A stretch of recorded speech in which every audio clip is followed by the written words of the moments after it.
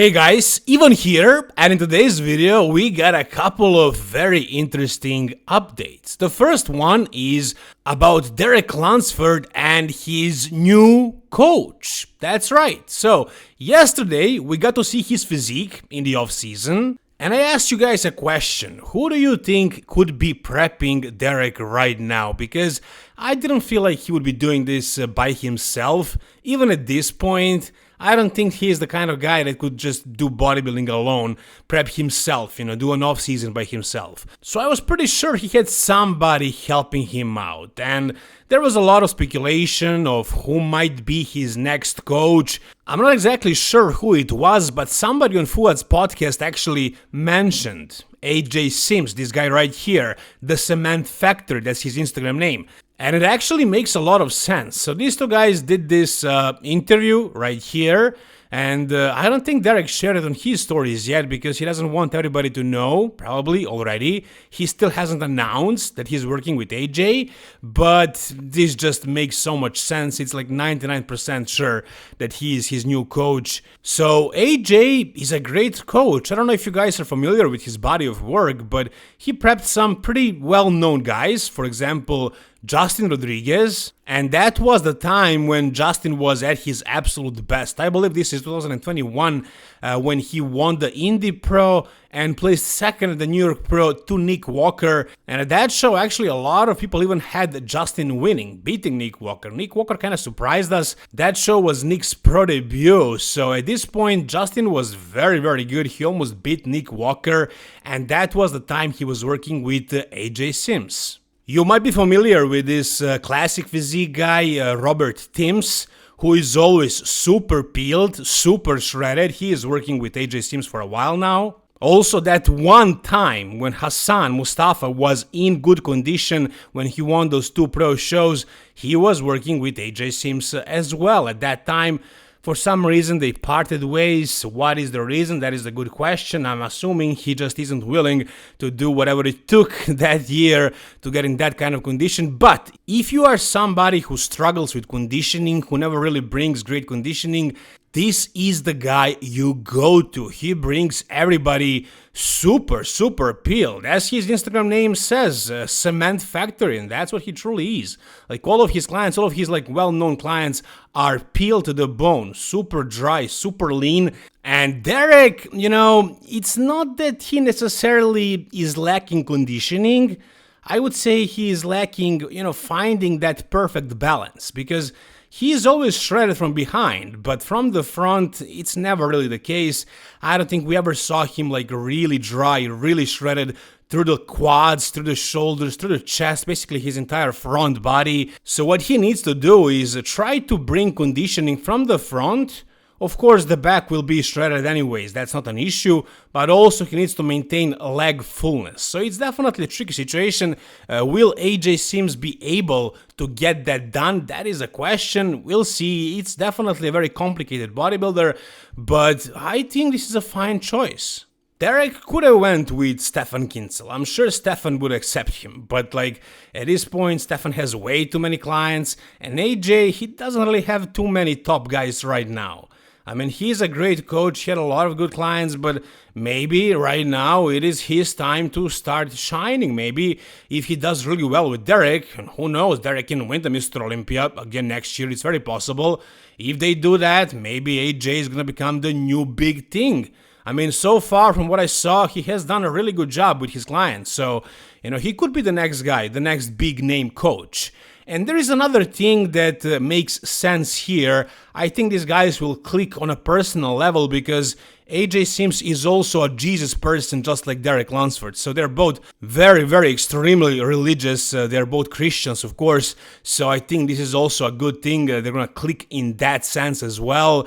And again, AJ is known for conditioning, and I don't think he has any top Olympians right now, so he can put all of his focus into Derek and bring him the best way possible next year to the Mr. Olympia stage.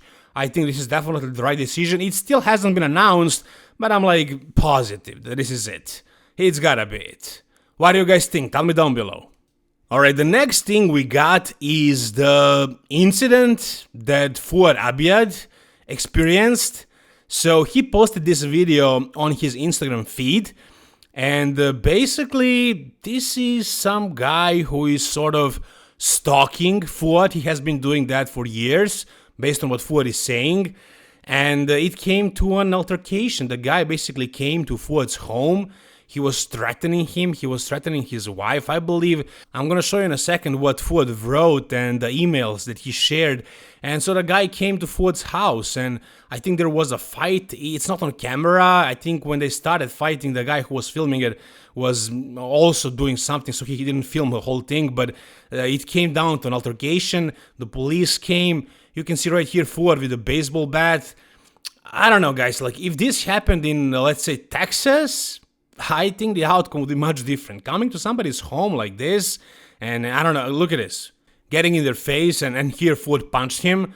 I mean, I feel like Fouad had all the right to do whatever he wanted. I mean, he had to defend his home, his wife. I mean, there are some people who are, not on Fouad's side on this, but how can you not be? Yeah, I know, Fouad is my sponsor, but come on, guys. I mean, somebody coming to your home, threatening you, threatening your wife, sending those nasty emails.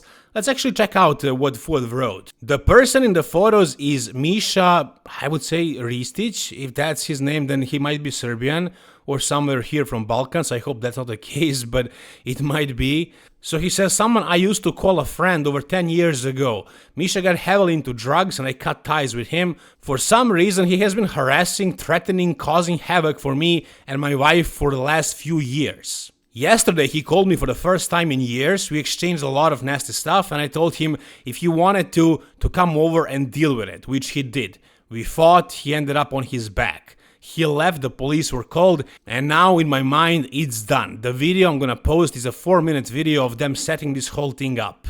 And here's also this email that he sent to his wife. I mean, what the hell is this? So he says, "Hi Summer, my beloved sister, I just wanted to write you this email and let you know how things are hanging. Very well with me from the grave, I miss you. And Summer's brother died by hanging himself." So imagine this. I mean, this person has some serious issues, for sure. I'm sad that Fouad had to go through this, but hopefully the authorities will handle this and this person won't be able to do this stuff anymore. I don't understand how anybody can be on this guy's side instead of Fouad's side.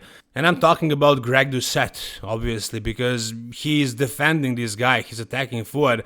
I mean, if that's the way he sees it, then he has some issues as well. I mean, come on, guys. Like, maybe Greg didn't have all the information and he hurried up to make a video for the views, but he should have waited because everything is explained here. And yeah, it is what it is. Hopefully this will be handled as soon as possible and Fouad won't have any issues with this guy, but I don't know. It can get dangerous because this guy is obviously not mentally stable, So it is what it is. You guys tell me, what do you think? Alright, we also got a new physique update from Nick Walker at this famous spot in his parents' basement, basically. So far, recently, we had a couple of photos from Nick, but in the new spot, I guess his new house. And right now, we can see what he looks like under this lighting that we're used to. And yeah, I mean, things are definitely looking very good for Nick. For those of you who are doubting Nick, you should definitely stop, because there is no reason to doubt him. I mean, he looks basically as good as usual. I believe his weight right now is 288, and he's gonna take some time, do an off season, and I believe his physique is gonna improve with time even more. I mean, I don't expect him to get bigger, but I'm expecting him to bring up some details. I don't think his legs can really grow and start to look massive like a dominant body part. No, even though that would really help him, I don't think that's really gonna happen. But if he brings out the details in the legs and maybe lowers the size of his midsection, his waist, then it can create a nice illusion. And if he really puts his mind into it, now working with a new coach who is really focused on him, I think we can expect a lot from Nick. We don't know which show exactly he's doing, but I'm guessing it's most likely gonna be something like Pittsburgh Pro, New York Pro, and I know Martin Fitzwater is doing the Pittsburgh Pro, I know Michael Krige is doing the New York Pro, Good Vita as well, but still, I would have Nick as my favorite. Unless he's, for some reason, his gut becomes worse than before. That's the only thing that can prevent him from winning these shows. As long as it's in decent control, like with his size, with his conditioning, he can bring. He didn't really bring it to the New York Pro, but he brought it at some shows before. If he truly nails it this time around, I don't see these new guys beating him. I mean, newer guys, let's say that way. I mean, Martin is really good and he's going to get better, so that's going to be a really good battle. And Martin, actually placed fourth at the Mr. Olympia, and Nick didn't compete at the Mr. Olympia for 2 years. So maybe right now Martin's stock is higher, but I think it's very possible for Nick to still beat Martin Fitzwater. Again, Martin will be improved. He's already a lot improved since that New York Pro, but I think Nick is going to be better as well. I think Nick is probably one of the hardest working bodybuilders of today, as long as everything clicks for him. Like, as long as he doesn't have an injury, as long as his coach is focused on him, as long as his gear is real, right? As long as he has no hiccups, as long as everything runs smoothly, I think he can bring out something impressive, something really crazy. I mean, he's definitely the biggest guy in the IFBB right now, pound for pound. And with that freak factor, with so much muscle, with conditioning he can bring, and just with a little bit better midsection control and more details in the quads, I think it's going to be enough, to win any shows he enters and potentially plays top 2, top 3 the Mr. Olympia. Best case scenario. That's the way I see it, guys. If you see it otherwise, that's fine. Just comment down below. Tell me what do you think about each part of this video. If you guys enjoyed this video, give it a thumbs up. For more content like this, guys, subscribe to my channel. Thank you so much for watching. See you soon. All the best and bye-bye.